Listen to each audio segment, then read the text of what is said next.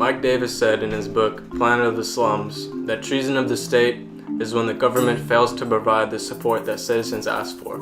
In this case, the poor are routinely denied their right and need for a decent home, food, and health care. We wanted to go to Los Angeles to see treason of the state with our own eyes. But before we went out, we wanted to learn more about Skid Row, so we asked a Los Angeles resident about his experience going through the area. While I was going through Skid Row, and this was a really bad time also. It was probably like around 11 p.m. So, yeah, I mean, I only saw a couple people, but the whole time I was walking through, it smelled like urine. I saw tents, people sleeping under trash bags. People making tents out of trash bags and plastic waste and stuff like that.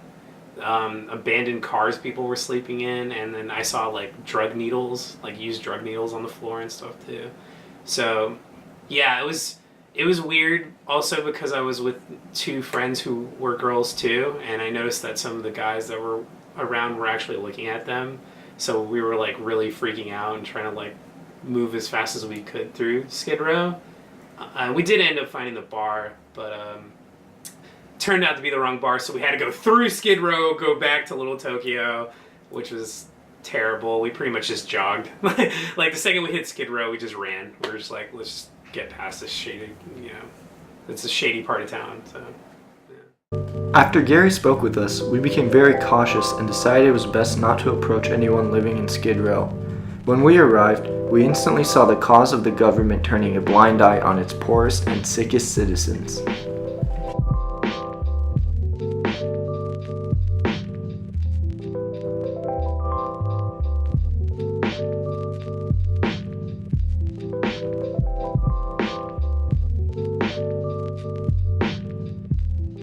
Los Angeles is home to over 50,000 homeless residents. It grew by 28% in just the past year.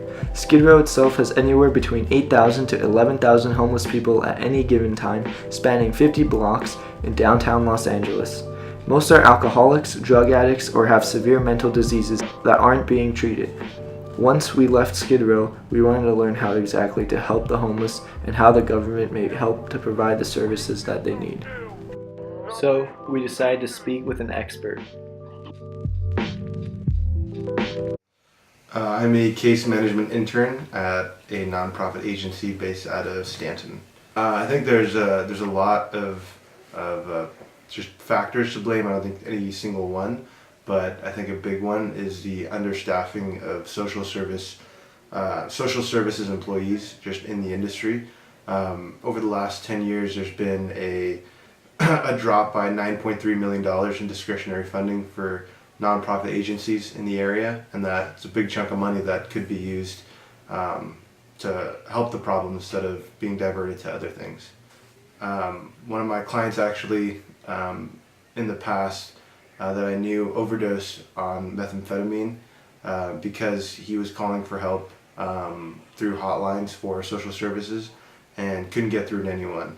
And I know that was a big problem earlier in the year of understaffed phone calls and things like that weren't being answered.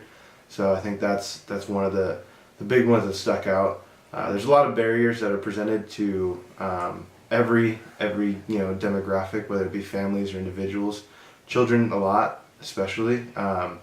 But one of the big barriers I've noticed as well was accessibility to resources. So if they're trying to get resources to be housed or to get out of their situation, there's just a lot of hoops, a lot of requirements to jump through. And if you don't, check every box, then you're kind of on your own. We also went to a mental health clinic around the Hollywood area to ask some questions, but it was closed. The building was very plain and didn't seem like it would have many people coming in or out of it. Our final stop was at another Los Angeles resident who'd been living there for 23 years since he was a child. We asked him what he thought about the homeless situation in his hometown. But I think that a lot of these people are out there because they have mental health issues, and if those get solved, that would be good. I imagine a lot of other people are in this situation because housing prices are high across the country, and it's easy to go bankrupt from health issues with the current health system. So things in those three areas would probably help with the problem. This is a clear example of Mike Davis's definition of treason of the state. In terms of sustainable development and a solution to homelessness, some things that can be done to lower the rate is provide them with health care or more affordable housing. Los Angeles is known for increasingly higher rates of housing costs. If homes were cheaper, there would be less people on the streets. It's time for the government to step up and support its citizens, or else a cloud of treason will cover Los Angeles forever.